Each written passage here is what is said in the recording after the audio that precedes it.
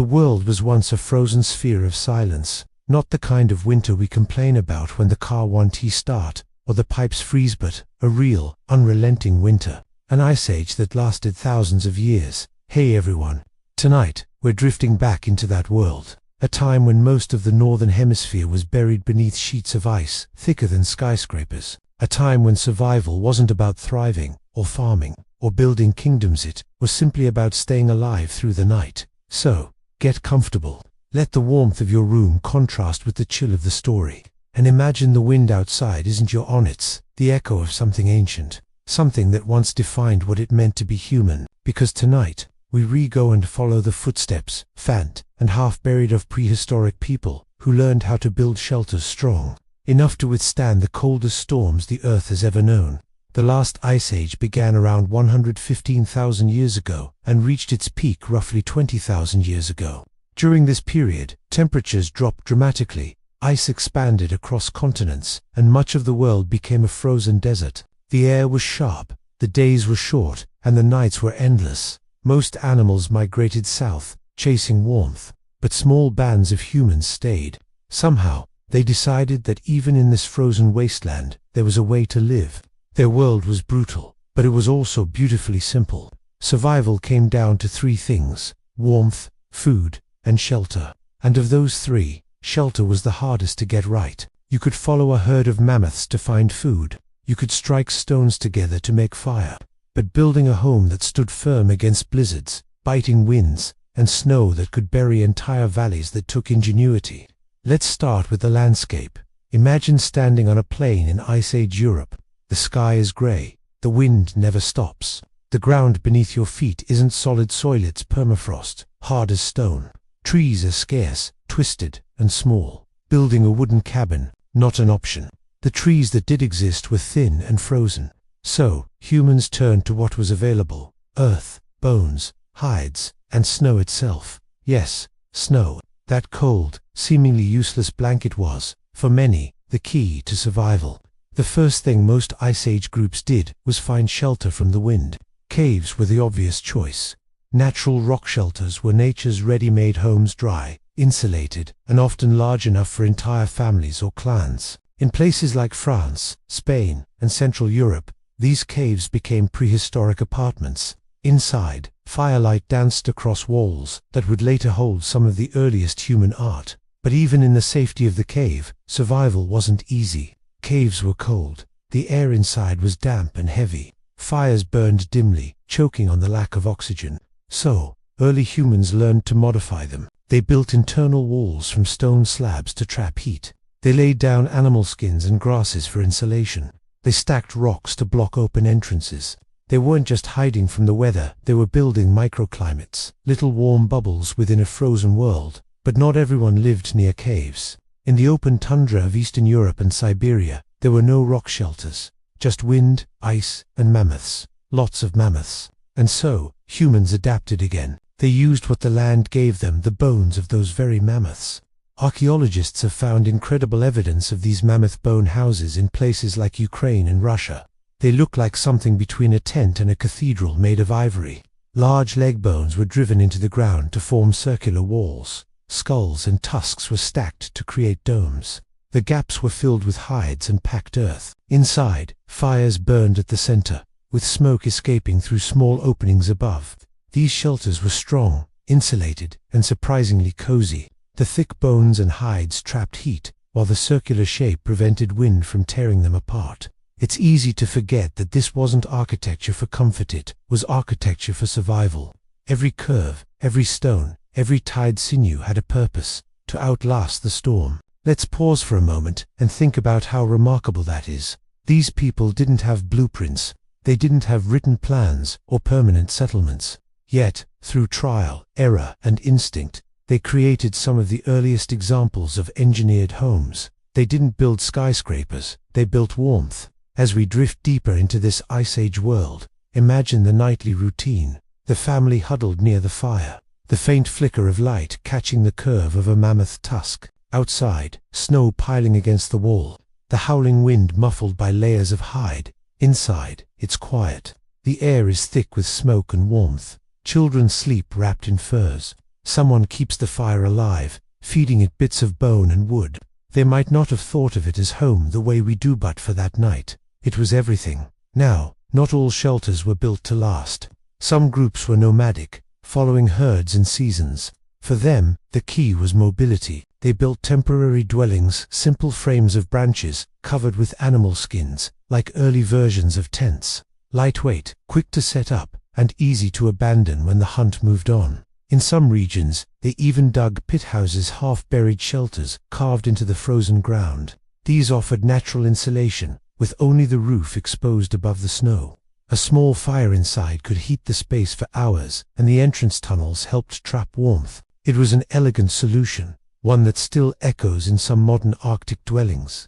Let's float for a moment toward the far north, to the ancestors of the Inuit and other Arctic peoples who refined the art of cold-weather architecture long after the Ice Age. They used snow itself as a building material, stacking blocks into igloos that could hold warmth like a thermos. The same principle, just perfected over time. In a way, those later structures were the spiritual descendants of the Ice Age shelters. Human creativity had simply adapted to the tools at hand. The Ice Age ended around 11,700 years ago, and much of what people built melted away with the thaw. But the traces that remain tell a quiet, astonishing story. We often imagine early humans as primitive, barely surviving, but the evidence of their shelters tells another truth. They were architects of adaptation, engineers of endurance. They didn't conquer nature, they negotiated with it. Every bone placed, every hide stretched tight against the wind, was part of that fragile contract. And through those acts of building, those quiet, thoughtful responses to the cold, they survived. Let's stay here a little longer, before moving on. Imagine stepping outside that shelter, the snow reflecting pale moonlight, the silence so deep you can hear your own heartbeat. Somewhere in the distance, a herd of mammoths moves through the haze. The air smells of smoke and frozen earth. It's not a world built for comfort, but somehow, they made it livable. That's the quiet miracle of survival, the ability to find warmth where there shouldn't be any. And that's where we'll pause for tonight, before drifting further into how these prehistoric people hunted, built tools, and formed the first sparks of human community. Let's pick up where we left off. The wind outside hasn't stopped. It almost never does in this world. But inside the shelter, things are quiet. A faint orange glow flickers across the walls. The smell of smoke hangs in the air. Someone stirs the coals. Someone else sharpens a stone tool, its edge glinting faintly in the firelight. This was the rhythm of Ice Age life. Simple, repetitive, and deeply human. Every evening was a small victory. Every fire that stayed lit, every wall that didn't collapse under snow, meant one more night survived. We often think of tools as weapon spearheads, blades, the instruments of the hunt. But for Ice Age people, tools were also what kept the shelter alive. They used stone scrapers to prepare animal hides, shaving away fat and flesh until the skins became smooth, flexible, and strong. Those hides became walls, blankets, and flooring. Bone needles, some of the earliest ever found, were used to stitch the hides together with sinew.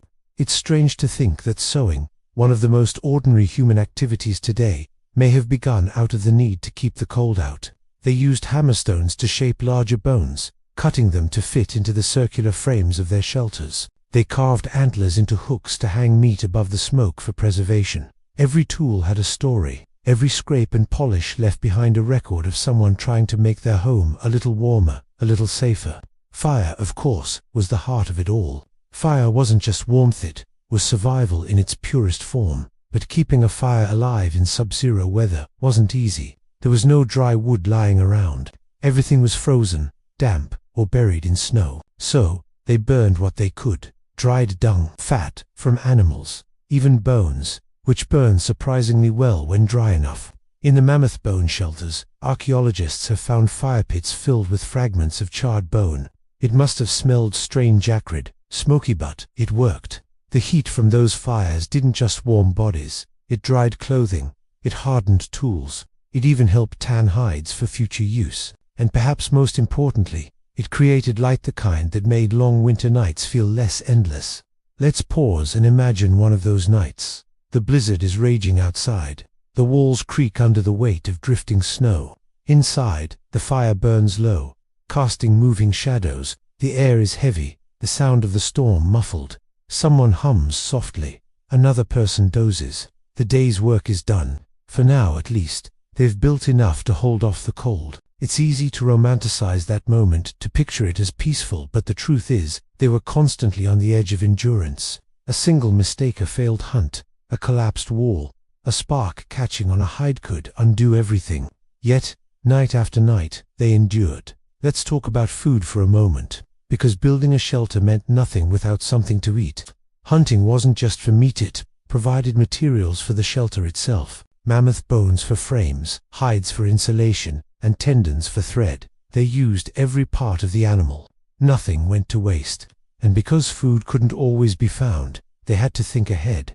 That's where preservation came in. Cold climates had one advantage: natural refrigeration.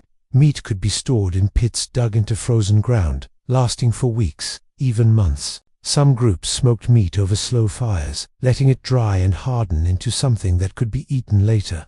Others packed food in snow, using it like an ancient freezer. When you live in a world where hunting is unpredictable, stored food was a second kind of shelter, a buffer against the unknown. But survival wasn't only about practicality. Humans, even then, needed more than warmth and food. They needed connection. Archaeological sites show evidence of shared hearths, multiple families gathering around a single fire, tools traded between groups, patterns carved into bones and stones, maybe for decoration, maybe for meaning. There's even evidence that people returned to the same shelter sites year after year, rebuilding on the same foundations, like visiting an old home. It's strange, but comforting, to think that in a world of shifting ice and endless storms, people still formed communities. They still had favorite places. And then there were the migrations. When spring came out, spring is a generous word, here small bands would follow herds northward, chasing the thaw. They dismantled their shelters, carried hides and bones, and set up new camps closer to rivers and hunting grounds. These seasonal rhythms shaped their lives. Each year was a long circle, building, hunting, moving, rebuilding. Their shelters evolved with the pattern. Lighter, faster to assemble, more efficient. Some even had pre-cut post holes and marked stones, like a prehistoric version of reusable tent kits. It's a quiet kind of genius, the kind that comes from repetition, not invention. One of the most fascinating things archaeologists have found is evidence of insulated flooring. In some Ice Age sites, layers of straw, reeds, or moss were laid across the ground before hides were spread on top. It created a soft, dry surface that kept people off the frozen earth. They might have even replaced these layers periodically, like changing bedding. That detail, someone thinking to line their floor for comfortry, reminds us that survival wasn't just endurance. It was also adaptation through small, human comforts. There's something deeply humbling about that. We live in a world of heating systems, electric lights, and solid walls. They lived in a world where every ounce of warmth came from effort, but they made it work. Through trial and patience, they figured out how to turn an environment that should have killed them into something almost habitable. They didn't conquer the Ice Age, they learned to exist within it. And in doing so, they passed on something far greater than technology. They passed on resilience. As the centuries went on, the glaciers began to retreat. Valleys filled with meltwater, grass returned to plains. The shelters of bone and snow gave way to huts of wood and clay. But the lessons stayed. Every later human dwelling, from ancient huts to modern homes, owes something to those first frozen experiments in survival. Because the instinct to build shelter isn't just practically, it's deeply human. It's the quiet statement that says, we belong here, even in the cold. Let's end tonight's chapter where it began. Outside, the storm is still howling. Inside, a small fire flickers. The walls hold.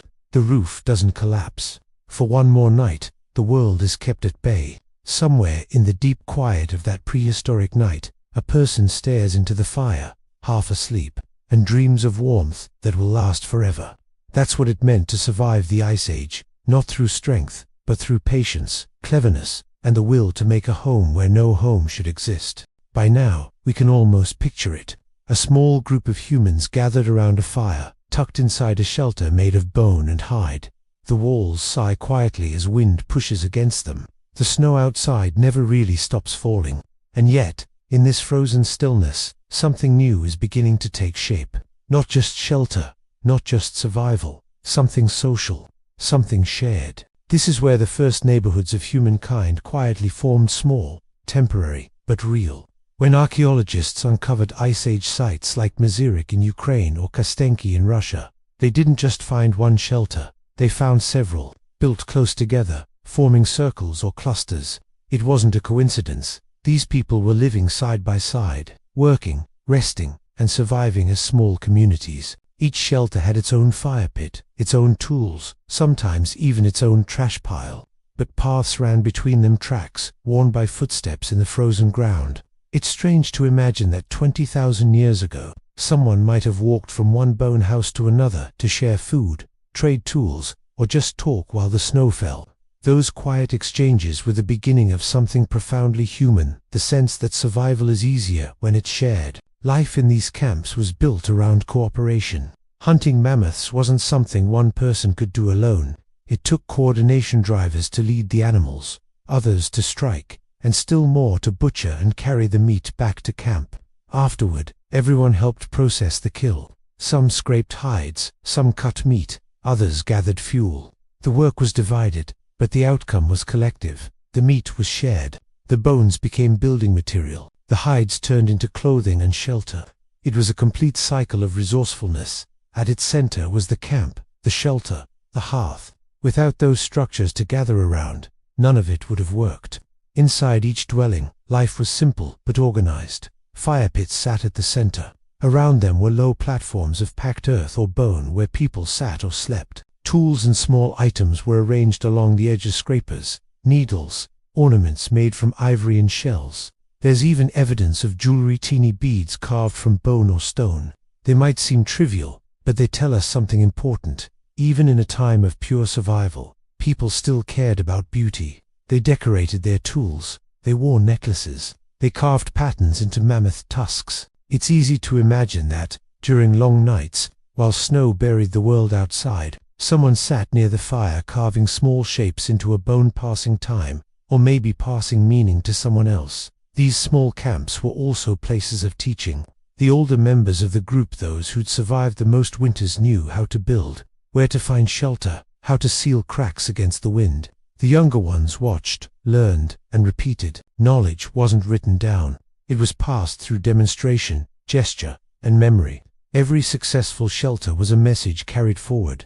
This is how you survive when the world turns to ice. That message would travel through generations, outlasting even the glaciers. Let's picture one of these camps again, perhaps on a rare calm day. The sun is low but bright. The snow glitters faintly. Smoke rises in thin columns from a cluster of shelters. Children chase each other, leaving shallow prints in the snow. Adults work quietly, repairing walls, cleaning hides, sharpening blades. The wind smells faintly of fire and fat. Somewhere, someone laughs, a small sound that vanishes into the cold air. It's a peaceful image, but it's fragile. At any moment, the weather can shift. The next storm could erase everything. That fragility defined their lives, but it also bound them together. When nature is unpredictable, the group becomes your only constant. And so, the first foundations of community were built not from stone or wood, but from trust, memory, and shared endurance. As centuries passed, these early societies grew more sophisticated. They began to plan their campsites around natural features: ridges that blocked the wind, riverbanks that offered water and fishing, open plains for watching herds. They used these same sites repeatedly, returning each year when conditions allowed. Over time, these spots developed layers of history: old hearths buried beneath new ones, tools forgotten, walls rebuilt. Each generation left traces for the next, turning temporary shelters into places with meaning. Maybe, in their own quiet way, they even felt something like belonging. Art was part of that belonging. Inside caves, humans painted not just animals but symbols, dots, lines, handprints. Some scholars think these were records of time or seasons. Others think they were spiritual, or simply a way to leave a mark. Whatever the reason, the same instinct guided both painting and building: a desire to make something lasting. If walls could tell stories, those ancient shelters would be filled with them: the smell of smoke, the rhythm of work, the murmur of people who, against all odds, learned to stay warm together. Let's not forget the emotional side of it. Living through an ice age wasn't only about cold and hunger. It was about constant uncertainty. You didn't know when the next storm would come, or when food would run out. Every night you hoped the walls would hold. In that environment, companionship wasn't optional, it was essential. The fire wasn't just for heat, it was for reassurance. A symbol that said, "We're still here." That's why the hearth became such a powerful image in human culture. Even thousands of years later, in different climates and civilizations, the fire at the center of the home would still mean safety. It started here, in the Ice Age, surrounded by snow and silence. Eventually, as the glaciers began to retreat, people followed the thaw. The bone houses fell silent, the hides rotted, the snow melted away. But the lessons stayed alive in the way early farmers built clay huts, in the way ancient villages clustered around shared fires, in the way we still gather together when the weather turns bad. Every roof, every wall, every act of building to keep the cold out traces back to those first frozen camps. Even now, when we shut our doors against the winter wind, we're echoing a decision made long before cities, kings, or history itself: to build, to protect, to endure. Outside, the Ice Age continues for a few more centuries. But inside the shelter, the air is still. The fire burns quietly. Someone adds another bone to the edge of the frame, tightening the walls before night falls again. It's a small act, almost invisible in the vastness of time, but it's the kind of act that changed everything. Because from moments like these, patient, ordinary, human, the long story of civilization began. The world is slowly changing now. The ice that once ruled the northern lands begins to melt. Rivers swell, valleys open. Grasses return where glaciers once stood like mountains of glass. For the first time in tens of thousands of years, warmth is creeping back. The people who had spent generations surviving snow and blizzards are standing on a different kind of ground, softer, greener, and uncertain in its own way. Because now the question isn't how to survive the cold, it's what comes next. As the Ice Age drew to a close, humanity began to settle. Not all at once, and not everywhere, but slowly. The rhythm of movement, the endless migration after herds and warmth started to quiet down. The same people who once built shelters meant to last a few weeks now began to build ones that could stand for years. It was a quiet revolution. The shelters changed shape. The circular huts of bone became circular huts of wood and clay. The mammoth tusks were replaced by timber posts. Animal hides were replaced by woven reeds and thatch. The technique stayed the same, the materials changed. Where mammoth bones had once framed a wall, now there were tree trunks. Where snow had once been insulation, now there was packed mud. The instinct to build hadn't faded, it had simply evolved with the landscape. Archaeologists call this period the Mesolithic, the middle ground between the wandering Ice Age hunters and the first farmers of the Neolithic. It was a time of transition, when people were both hunters and home builders. Along the banks of thawing rivers, they began to construct semi-permanent camps. Circular huts made from branches, layered with turf or bark. Some even had stone foundations, a hint of permanence that would have been unthinkable during the height of the Ice Age. Inside, hearths were still at the center. The fire still defined the home. But now, it wasn't just for warmth, it was for gathering, cooking, crafting. It marked a shift from survival to living. Imagine one of these early post-Ice Age villages. A small cluster of huts along a river, smoke curling lazily upward, children playing near the water's edge. The air still carries a chill, but it's softer now. The horizon isn't white anymore, it's green and gold. People are beginning to experiment with planting seeds, with shaping stone into tools, with staying in one place longer than before. The world feels new again. It's tempting to see this as progress, but for the people living it, it was probably confusing. Their old skills, tracking, hunting, moving, were still essential, but the world was changing faster than they were. The massive herds they once followed were disappearing. The mammoths, the great cold-weather beasts, were dying out. The shelters built from their bones became relics of a vanishing world. And so, humans adapted again. They turned to smaller animals, to fishing, to gathering plants. Their shelters followed the same pattern: lighter, more flexible, and better suited to the new environment. By around 10,000 BCE, something remarkable began to happen in regions like the Near East and Eastern Europe. People stopped just returning to the same places, they began to stay there. Villages formed, small at first, a few huts, maybe surrounded by wooden fences or ditches, then more. At sites like Jericho and Catalyuk, the first traces of architecture appeared: walls plastered smooth with clay, roofs made of woven reeds and branches, and floors hardened by fire. Some homes were even built side by side, sharing walls for insulation. The same logic that once kept Ice Age shelters warm in the snow was now being used to keep entire communities comfortable in the sun. It's one of history's quiet continuities. The same problem: how to make space livable just in a gentler climate. The hearth remained at the center, as it always had. In Ice Age shelters, it was the heart of survival. In early villages, it became the heart of daily life. It was where food was cooked, where families gathered, where stories were told. That glowing circle of warmth never went away. It just changed meaning from protection against the blizzard to a symbol of home. You can trace that flame all the way to the fireplaces of medieval cottages, to modern kitchens, even to campfires that still draw people together today. As people settled, they began to decorate their homes differently too. In the Ice Age, art lived mostly in caves, but now it began to move indoors. Walls were painted with patterns, floors were smoothed, and sometimes even repaired with care. It's a small detail, but it marks something profound. People weren't just surviving space, they were claiming it, turning it from shelter into belonging. Let's pause and imagine a single household in one of these early villages. A man is shaping a piece of wood into a tool. A woman is grinding grain on a flat stone. The fire crackles softly. Children sit near the doorway, watching the light shift across the fields outside. The same wind that once howled across frozen plains now stirs gently through the reeds.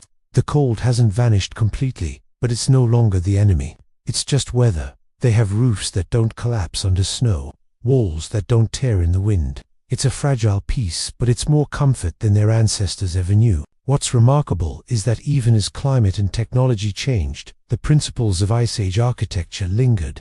Circular designs persisted for millennia because they were efficient, compact, easy to heat. Using available materials, whatever the environment offered remained the rule. In colder regions, people built with sod and timber. In warmer ones, with clay and reeds. That deep adaptability, born in the age of blizzards, became humanity's greatest architectural legacy. If we step back and look at the story as a whole, it's not just about huts or caves or bones. It's about the human ability to respond. Every structure, from the first snow-packed shelters to the clay homes of early farmers, was a conversation with the environment. The Ice Age was harsh. It demanded that conversation every day. And in answering it, humanity discovered its defining trait: persistence. We build because we stay. We stay because we build. That simple loop began in the cold. So, as we end this journey, picture that contrast one last time. A frozen plain, tens of thousands of years ago. A small shelter built from bones and hides, its walls glowing faintly from a fire within. Then, zoom forward: fields of green, a cluster of huts, smoke rising above the first permanent homes. Different worlds. Same impulse: to make a space where warmth exists. To take the edge off the wind. To make a place that feels, even for a moment, like home. And that's the story of how prehistoric people built, not just shelters, but the first foundations of human civilization. Everything after the cities, the temples, the towers, grew from that same small circle of warmth in the snow. It all began with the quiet act of survival, the one that said, "We'll make it through the night." As the millennia passed, Ice Age humans continued refining the quiet art of endurance. Survival wasn't just about fire or shelter anymore. It was about rhythm, learning to live in step with a frozen planet. Every season they adapted. When the ice thickened and the wind roared, they retreated into their homes like animals going to ground. Mammoth-bone huts, earthen lodges, or caves lined with grassall became small worlds of warmth and community. These were not fortresses, but cocoons. The fires burned low, smoke curling through small vents or cracks. People whispered stories while carving tools or beads. Children slept in furs, their breaths fogging in the cold air.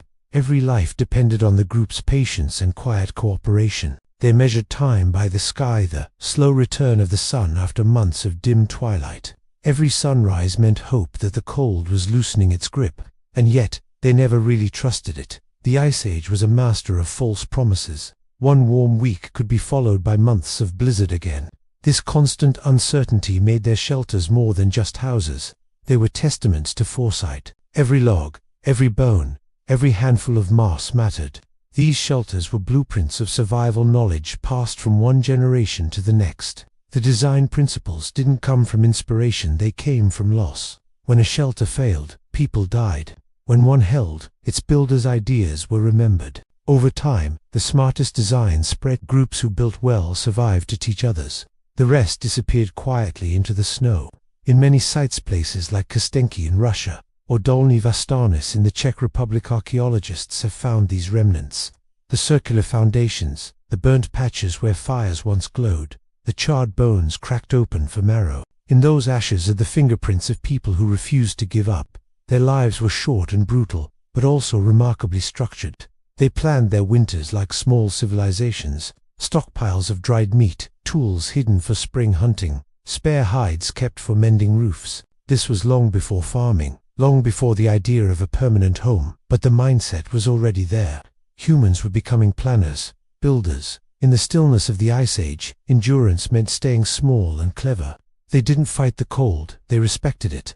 They learned to bend with it, to hide from it, to build little pockets of life where warmth could last just a bit longer. And that patience, that discipline, shaped everything that came after.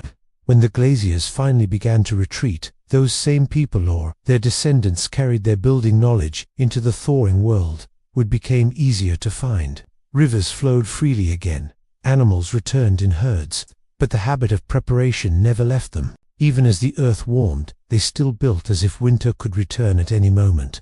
That's the legacy of the Ice Age shelter builders, a quiet awareness that safety is always temporary, and comfort must be made, not found. So, when you picture them huddled in a circle of mammoth bones, firelight flickering on stone tools, don't just see survival, see design, see planning, see the early whisper of what humans would become, architects of stability in a world that never stays still. Let us drift next into the story of how those shelters evolved after the ice began to melt, how ancient builders turned survival into settlement. The end of the Ice Age didn't arrive with thunder or fanfare. It came slowly, quietly, one dripping icicle at a time. The glaciers that had ruled the world for tens of thousands of years began their long retreat. Valleys filled with meltwater, rivers burst back to life, and for the first time in living memory, green started to return to the grey world. For the people who had survived countless winters, this must have felt unreal. The cold had been the constant of their existence, the enemy and the teacher. Now the air softened, and the snow that once blanketed the plains began to vanish. Herds of animals moved north again. The tundra that had seemed endless transformed into meadows and forests. But with change came confusion. The Ice Age world had rules. Cold meant safety if you knew how to handle it. Now the rules were shifting. The old shelters, built for wind and frost, no longer fit this new environment. Thick furs were replaced by lighter hides. Fire pits were used less for survival and more for cooking. Yet even in this gentler world, the instincts, honed by millennia of endurance, didn't disappear. People still built carefully. They still planned for the worst. If anything, they became more creative. With wood and plants now plentiful, their homes began to change shape literally and figuratively. Caves were abandoned for open-air settlements. Mammoth bones, once essential for framework, gave way to timber posts and woven walls. Roofs became lighter, covered with bark or grass instead of heavy skins. The Ice Age home evolved into the first village hut, something meant not just for surviving the season, but for living in, year after year. And with that shift, something else emerged: permanence. For the first time, people began to settle in one place longer than a migration cycle. They stored food, built pathways between shelters, and started forming the beginnings of neighborhoods. The same hands that once built storm-proof huts were now shaping the foundations of human civilization. But the habits of the Ice Age didn't vanish entirely. They still built close to water. They still reinforced walls against wind. They still lined the edges of their dwellings with stones to hold down the structure in case of a sudden storm. In a way, every Neolithic house carried the memory of a snow hut inside it. Some archaeologists call this the birth of architecture, not because these were grand or complex structures, but because they carried intention, a sense of comfort, identity, and foresight. It's also where the concept of home began to change meaning. During the Ice Age, shelter meant safety from death. Now, it started to mean belonging, a place to return to, a space that felt like your own. Firelight no longer just kept you warm. It made you feel human. Even their communities began to mirror that warmth. Cooperation became the new survival skill. People shared labor to build larger structures, shared roofs, storage huts, and cooking spaces. The Ice Age had taught them to endure alone. The Melting Age taught them to live together. And yet, traces of the old fear lingered. You can almost feel it in the thick walls of their homes, the extra care they put into sealing every gap. They remembered what it felt like when the world froze. That memory lived on like an instinct, reminding them that comfort was fragile. In a way, the end of the Ice Age wasn't really an end. It was a transition. The survivalists of the frozen plains became the settlers of the temperate world. The shelters that once held out against blizzards now stood beneath spring rain. But the mindset that built them, the patience, the planning, the quiet focus never melted away. It was passed forward, one hut at a time, until someday it became the walls of villages, then towns, and eventually cities. So when you look at a modern house today, with insulation, heating, and a roof that doesn't leak, remember that it's not just technology keeping the cold out, it's memory. Ancient memory layered through thousands of years of trial, adaptation, and endurance. And it all began with a few quiet people huddled around a fire in the middle of a blizzard, learning how to make warmth last. As the world fully thawed and humanity settled into the warmth of a new age, the story of survival didn't end, it simply changed form. The snow huts, bone houses, and wind-blocking caves of the Ice Age had done their job. But their spirit, the quiet wisdom that built them, was still alive in every roof that followed. Long after the last mammoth bones had crumbled into the soil, people still built like survivors. Even as villages turned into early cities, the oldest instincts guided them. Protect from cold, stay dry, keep fire close. It's strange to think about, but the same thought patterns that once made a person stack snow against the wind later shaped the stone walls of Jericho and the clay homes of Mesopotamia. The Ice Age trained humans to think ahead, and that habit became civilization's foundation. Inside those early villages, people began to decorate their shelters. They painted the walls, carved symbols, hung bones or stones that had no practical purpose. For the first time, a home wasn't only about protection, it was about expression. When the world outside stopped being purely deadly, humans had time to make the inside beautiful. Still, you can feel the old caution woven through it all. Even in warm valleys, they built thick walls. Even in peaceful times, they stored extra food. That lingering memory of the blizzard, the one that could always return, stayed buried deep in the collective mind. Survival had become part of identity. The tools evolved, too. Wood replaced bone, clay replaced hide. Later, bricks replaced mud. But if you strip away the materials, you find the same basic design. A low, stable shape, sealed against the elements, with fire at its heart. The Ice Age blueprint never really went away, just kept getting upgrades. When we build homes today, we don't think about the wind the same way our ancestors did. We have walls filled with insulation, thermostats that do the thinking for us, roofs that barely leak. But the instinct that drives us to make shelter, to carve out a space that feels safe, is the same one that whispered to them on frozen nights. It's ancient, older than language. You can almost imagine those first builders, watching the snow swirl outside their tiny circle of light. They probably didn't feel brave or inventive. They were just tired, hungry, trying to keep the fire going. And yet, in that small act of staying warm together, they created something enormous, the idea that life could be shaped, not just endured. The Ice Age didn't just sculpt the land, it sculpted us. It taught humans how to plan, how to build, how to cooperate. Every time we hammer a nail, lay bricks, or draw a floor plan, we're continuing that story, one that began in the flicker of a fire beneath mammoth bones. And maybe that's why, even now, a warm house on a cold night feels so comforting. Somewhere deep inside, we remember. We remember the blizzards that howled across the plains, the frost that crept through fur, the moment firelight felt like safety. Our homes are monuments to that memory, quiet glowing reminders that humanity has always been, at its core, a species of builders. So tonight, as you settle into your own shelter, modern, heated, and far from the Ice Age, think of them.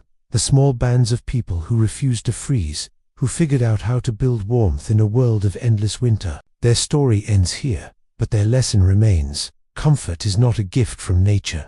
It's something humans learned to create patiently, stubbornly, and together.